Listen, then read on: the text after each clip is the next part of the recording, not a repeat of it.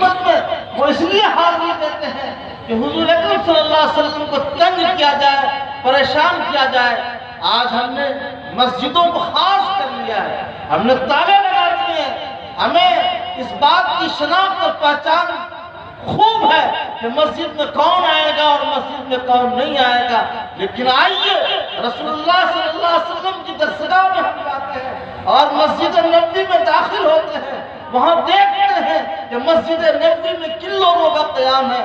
معلوم یہ ہوا کہ قیام کرنے والا شخص یہودی ہے، قیام کرنے والا شخص غیر مسلم ہے، قیام کرنے والا شخص نصارہ ہے، قیام کرنے والا شخص فلاں قوم کا ماننے والا ہے۔ رسول اللہ صلی اللہ علیہ وسلم مسجد نبوی میں اسے بٹھاتے ہیں اور آپ صلی اللہ علیہ وسلم اس مسجد نبوی میں میزبانی کرتے ہیں۔ مسلمانوں اور اے لوگوں، گاؤں کے ٹھیکیداروں، شہروں اور قصبوں میں رہنے والے بڑے لوگوں، آپ نے مسجدوں میں تالے لگا دیے ہیں اور آپ نے پابندی لگا دی ہے کہ راجیش نہیں آئے گا، راکیش نہیں آئے گا، رمیش نہیں آئے گا۔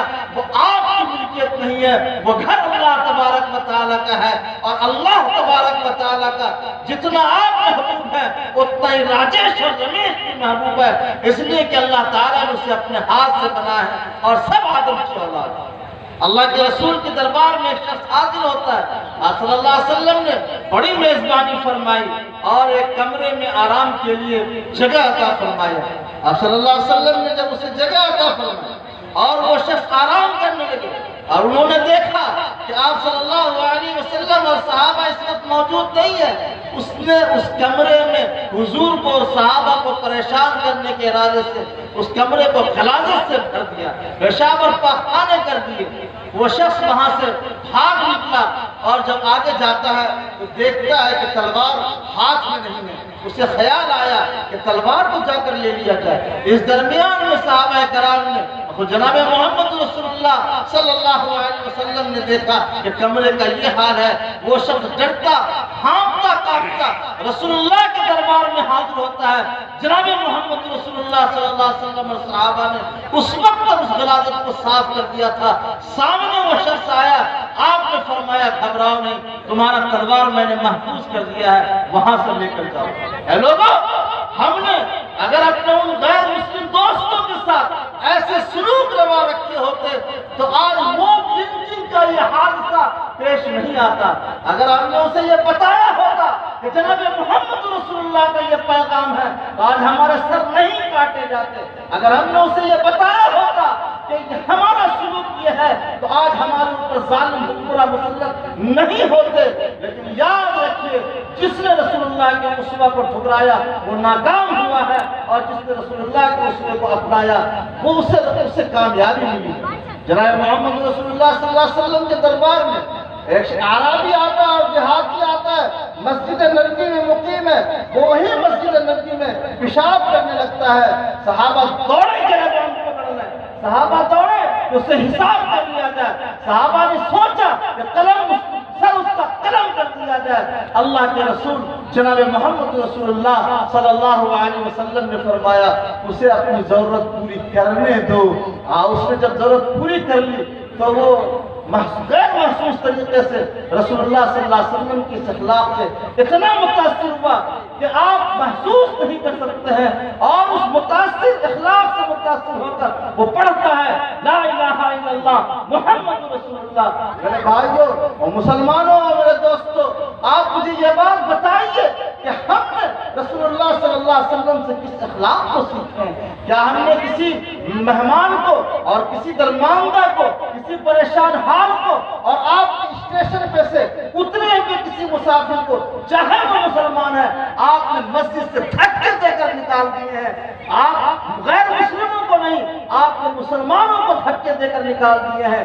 آپ کے پاس قیمتی آپ کی مسجد کا وہ خوبصورت گھڑی ہے، آپ کی مسجد کا مائک ہے اور آپ کی مسجد کا لاؤڈ اسپیکر ہے، لیکن ایک انسان جسے اللہ نے پیدا فرمایا ہے، جو رسول اللہ پر ایمان رکھتا ہے، جو قرآن پڑھنے والا ہے، جو آپ کے مذہب و مسلک اور مشرق کا جاننے اور ماننے والا ہے، اسے آپ اس مسجد میں اس لیے نہیں ٹھہراتے ہیں، پتہ نہیں چور ہے، بیمان ڈکیت گنڈا ہے، ہماری مسجد سے گھڑی لے کر چلا جائے گا، لاکھوں روپے جان لے کر وہ آپ آپ کی خدمت میں حاضر ہوا تھا اور آپ نے 500 روپے کو بچانے کے لیے لاکھوں کے جان کو پریشان ہونے کے لیے روڈ پر چھوڑ دیا. یہ ہمارے اخلاق.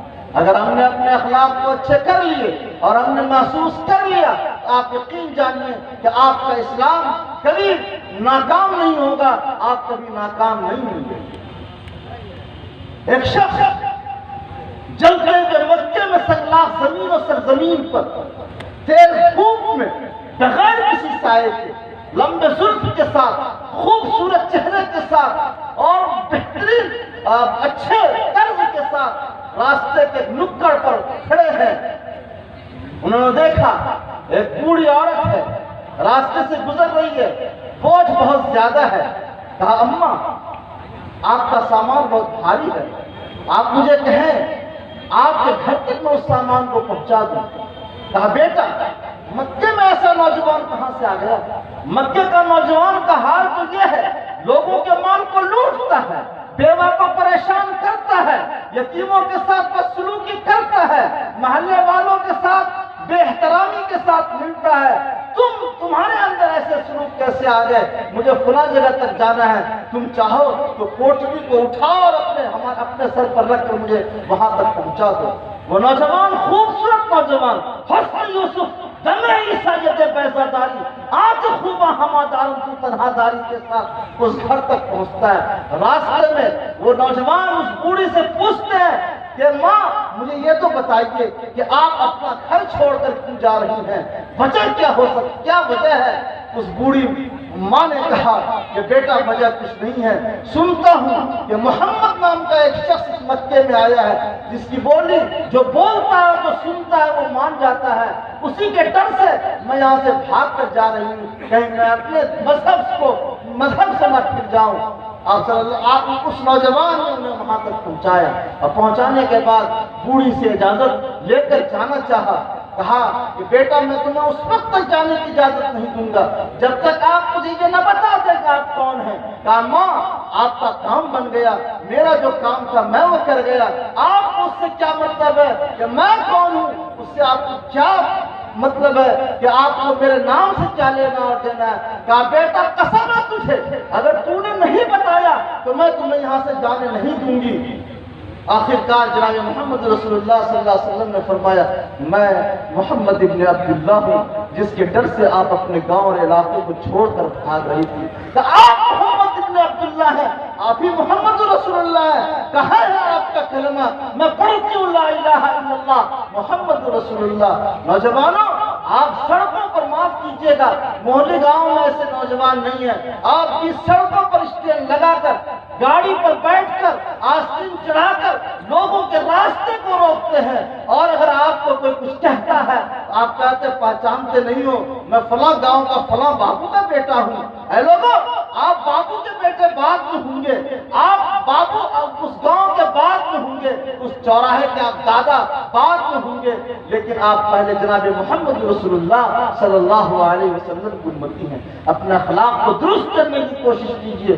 آپ نے جو قومی یکجہتی کی ہے ایسے پروگرامز روز ہونے چاہیے، ہر روز ہونے چاہیے. مجمع جھٹنا تھا، جو جھٹا اس نے سنا اور جو نہیں جھٹا اس نے نہیں سنا. مجھے اس کی پرواہ نہیں کرنی ہے، لیکن مجمع کو یہ بتانا ہے کہ ہمیں رسول اللہ صلی اللہ علیہ وسلم نے کیا دعوت اور کیا تربیت دی.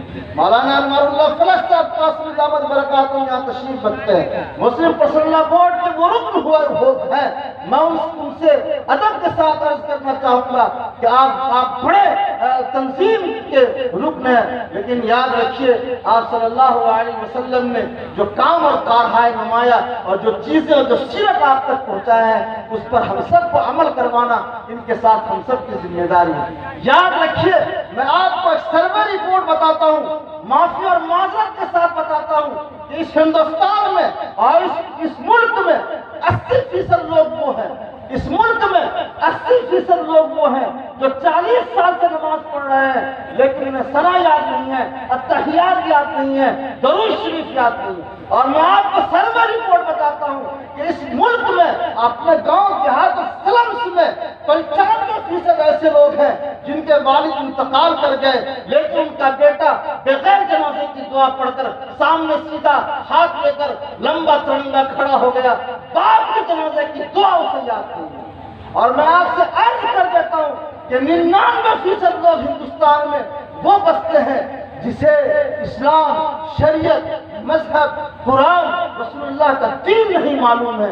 یاد رکھیے یہ ہم سب کی ذمہ داری ہے۔ جناب محمد رسول اللہ علماء کی یہاں جماعت بیٹھی ہوئی ہے، محمد رسول اللہ نے جب مسجد نبوی کی بنیاد رکھی، آپ نے صفے کا چبوترا بھی صفہ بھی بنایا، جہاں پہ مدینے کے بڑوں اور چھوٹوں اور بچوں کی تعلیم کا آپ نے نظام قائم کیا، مسجد نبوی میں پڑھانے کا نظام قائم کیا۔ اے لوگوں، یہ مدرسے کا وجود اپنی جگہ پہ درست ہے، ہونا چاہیے، بہت پہلے سے ہو رہا اور قیامت تک ہوگا۔ ان مدرسوں میں وہ جو 1% لوگ ہیں، وہ جو 1% لوگ ہیں، وہ انہیں مدارس اسلامیہ سے پڑھے ہوئے لوگ ہیں۔ لیکن آپ کی اپنی ذمہ داری بنتی ہے، آپ کو کام کرنے ہوں گے۔ مدرسوں کے ساتھ